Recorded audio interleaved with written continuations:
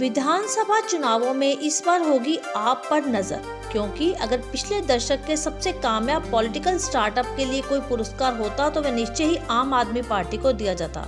इतने कम समय में किसी और दल ने ऐसी नाटकीय छाप नहीं छोड़ी जैसी अरविंद केजरीवाल के नेतृत्व वाली आप ने छोड़ी, क्योंकि वह अपने दायरे को विस्तार देकर अखिल भारतीय पार्टी तक बना सकते हैं। आगामी कुछ सप्ताह में जिन 5 राज्यों में विधानसभा चुनाव होने जा रहे हैं, उनमें से 3 में आप मैदान में हैं।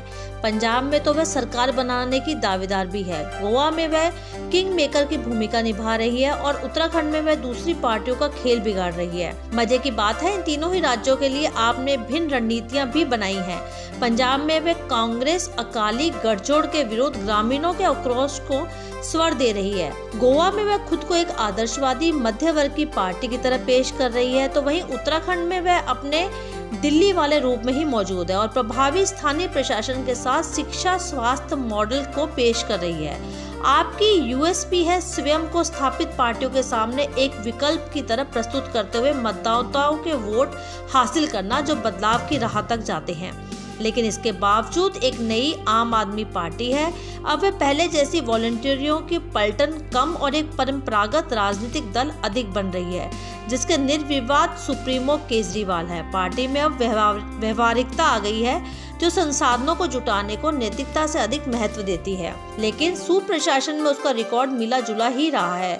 चुनाव से पहले किए गए लोक लुभावन वादों और चुनाव के बाद उनके क्रियान्वयन में एक फर्क तो होता ही है। दिल्ली की लगातार खराब होती हवा को एक उदाहरण के तौर पर हम देख सकते हैं। आपको कभी एक सेकुलर ताकत के रूप में देखा जाता था, लेकिन अब आलोचकों ने इसे बीजेपी के बी टीम और हिंदुत्व लाइट पार्टी की संज्ञा दे डाली। जब केजरीवाल कश्मीर से अनुच्छेद 370 हटाए जाने का समर्थन करते हैं, तो चुनावों से पहले हनुमान चालीसा पढ़ते हैं। अयोध्या की तीर्थ यात्रा करने वाले वरिष्ठ नागरिकों को निःशुल्क सुविधा देते हैं।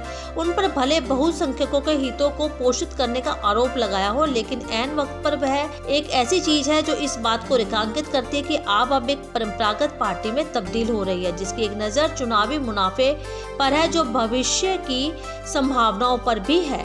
वैसे भी आज की राजनीति में हिंदू विरोधी दिखलाई देना एक बाधा ही बनता है। आईआईटी से प्रशिक्षित केजरीवाल चतुर नेता तो है ही है। अब वो केजरीवाल वो नहीं रहे जिन्होंने 44 दिन के बाद दिल्ली के मुख्यमंत्री पद से इस्तीफा दे दिया और जल्दबाजी में वाराणसी में नरेंद्र मोदी का मुकाबला करने पहुंच गए। वे अब धरना देने को तत्काल स्ट्रीट लीडर की तरह नहीं, रसूखदारों से भिड़ने में संकोच नहीं करते। अब वो समझ चुके हैं कि राजनीति में धैर्य बड़े काम का है। अब वे भाजपा को अपना दुश्मन नंबर 1 नहीं मानते, बल्कि इसके बजाय कांग्रेस के गढ़ में सेंध लगाकर बेहतर समझते हैं। वे मोदी विरोधी नेताओं की भीड़ में खुद को शामिल नहीं करते और 90 तूले कदम उठाकर भविष्य में भाजपा के प्रतिद्वंदी बनकर उभरना चाहते हैं। लेकिन सच यही है कि 2019 के आम चुनावों में आपका वोट शेयर मात्र 0.4% था। इन मायनों में आप अभी भी एक निर्माणाधीन पार्टी ही है, पर बदल रही है आम आदमी पार्टी की तकनीक और राजनीति का तरीका।